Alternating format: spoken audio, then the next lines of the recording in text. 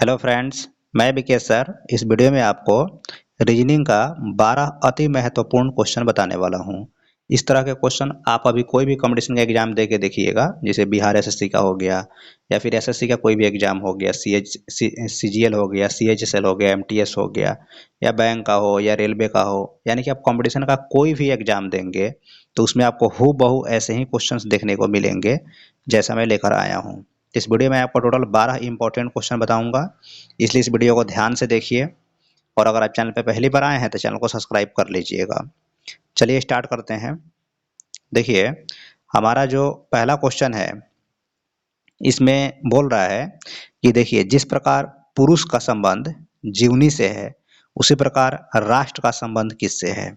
यानी कि जैसे पुरुष की जीवनी लिखी जाती है ना, जैसे कि कोई भी आदमी है, जैसे आप राइटर लोग को देखेंगे, रविन्द्रनाथ टैगोर हो गए, स्वामी विवेकानंद हो गए, है ना, या फिर बहुत सारे लोग हैं।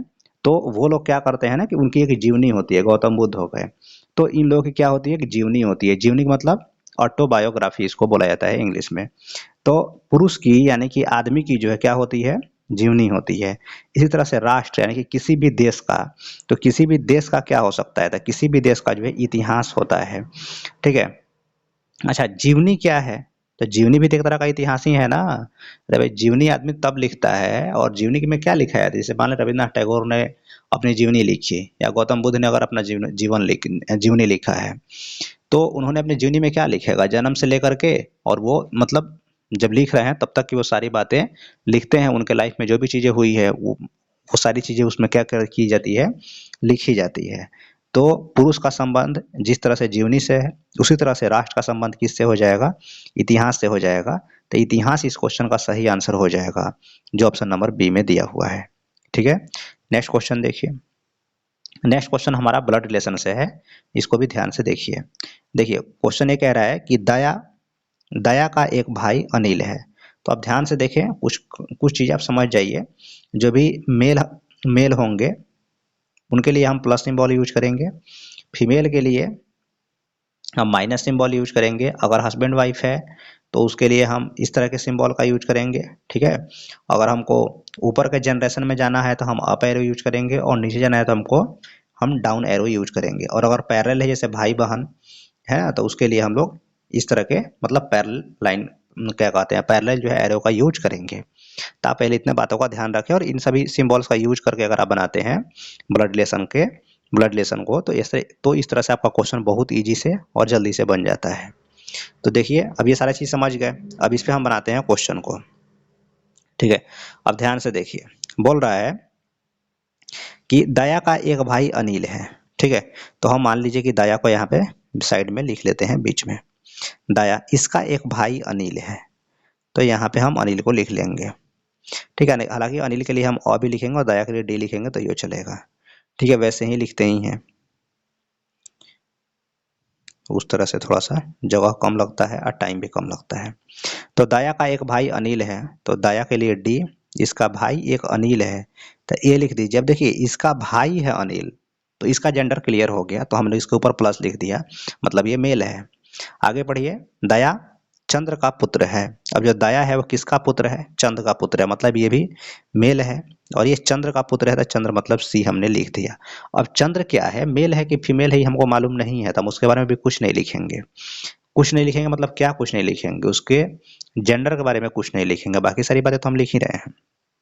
आगे देखिए, विमान चंद्र के पिता हैं। अच्छा, विमान जो है चंद्र के पिता हैं, तो चंद्र के भी कोई पिता हैं, विमान। ठीक है।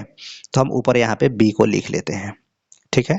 आगे देखिए, तो बोल रहा है रिश्ते में अनिल विमान का क्या लगता है। अब आप ध्यान से देखिए, कितना आसानी से क्लियर हो गया। रिश्ते में अनिल विमान का क्या लगता है, यानी कि आपको यहाँ से यहाँ तक के रिलेशन को बताना है। तो अब देखिए, ये मान लीजिए ये कोई विमान आदमी है, तो इसका ये जो है सी है, चंद्र है, ये दो ही चीज हो सकता है, या तो बेटा होगा नहीं तो बेटी होगी, या तो बेटा होगा नहीं तो बेटी होगी। तो बेटा है तो भी ये पोता होगा, और अगर बेटी रहती तो ये नाती होता। तो पोता और नाती को जो है, मतलब पोता और नाती के लिए हम एक ही शब्द का यूज कर सकते हैं, पौत्र। पौत्र माने पुत्र का पुत्र। ठीक है।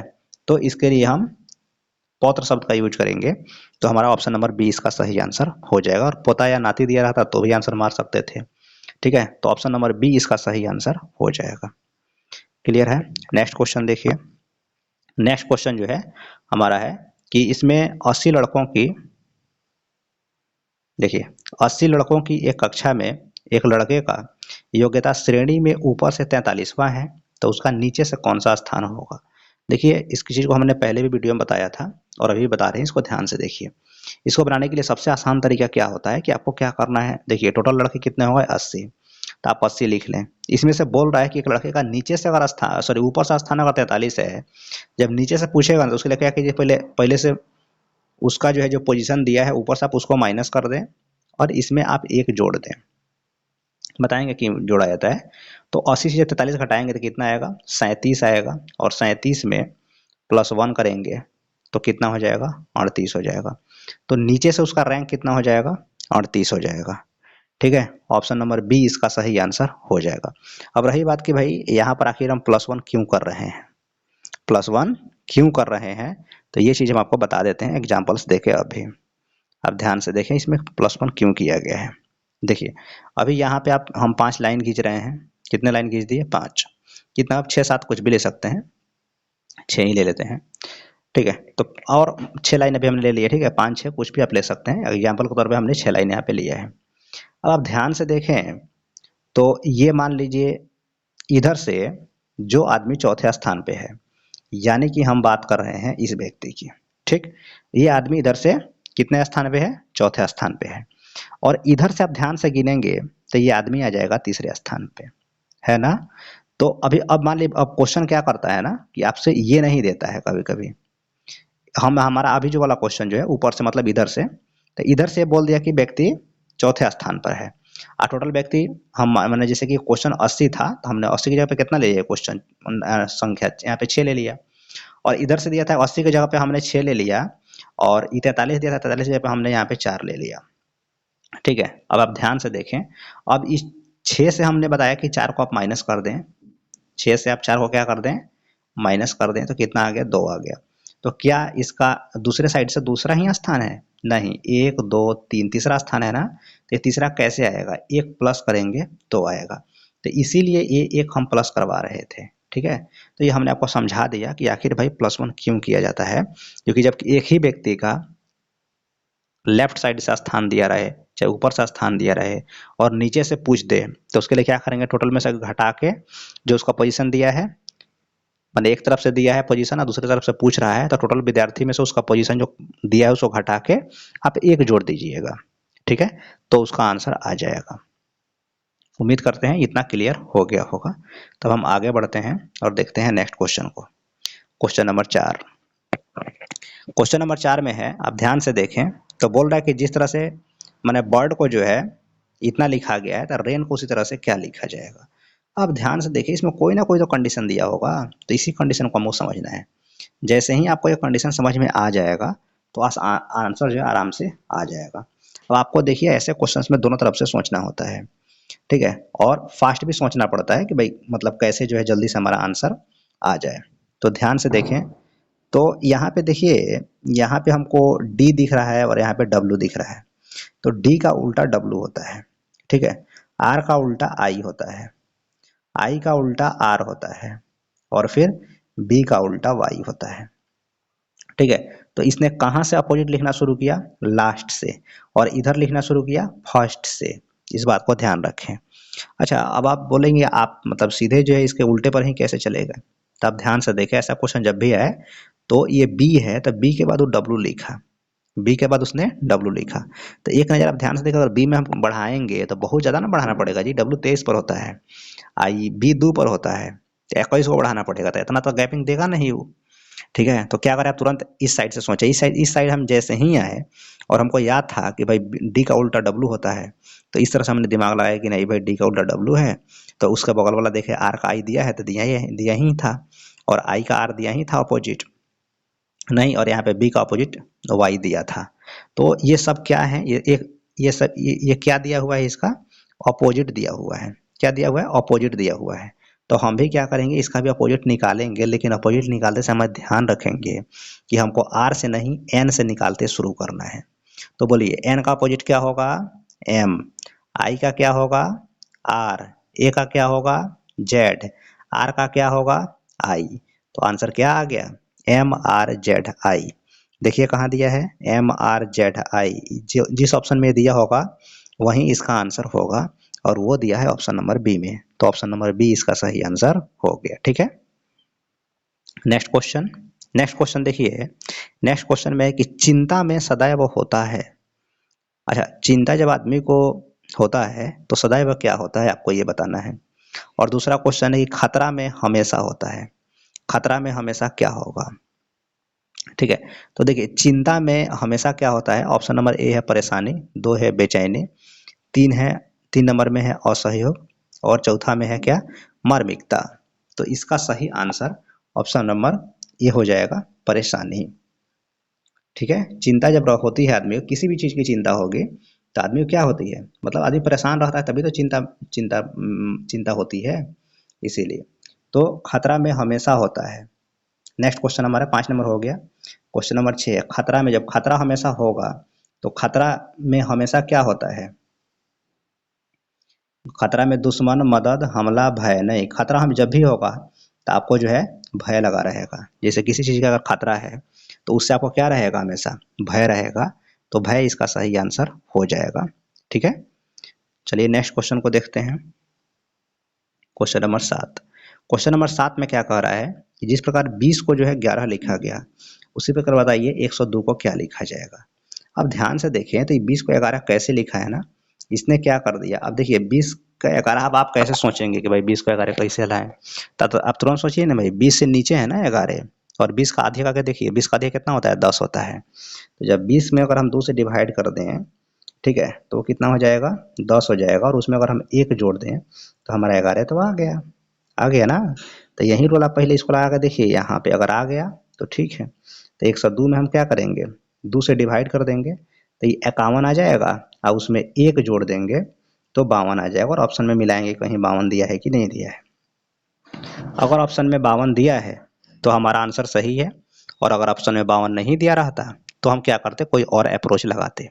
बट हमारे फर्स्ट अप्रोच से ही आंसर आ गया, मतलब हम सही बना रहे थे। तो ऑप्शन नंबर बी इसका सही आंसर हो गया। ठीक है, नेक्स्ट क्वेश्चन देखिए।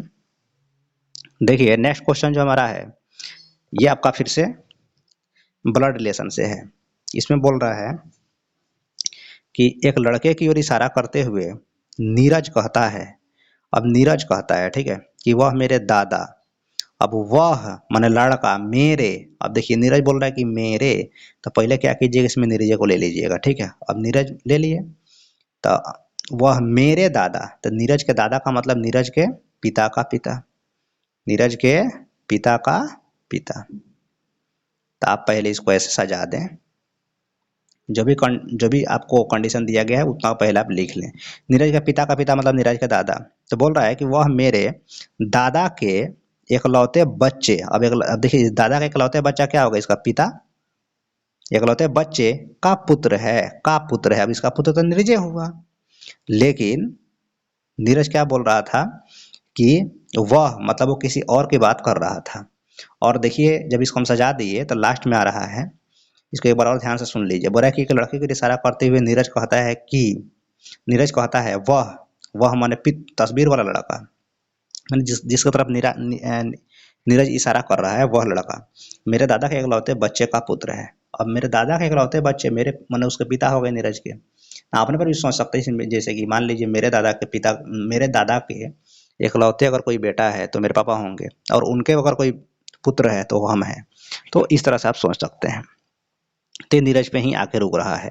ठीक है, अब ऑप्शन में आप ध्यान से देखेंगे तो कहीं स्वयं का आंसर दिया नहीं है।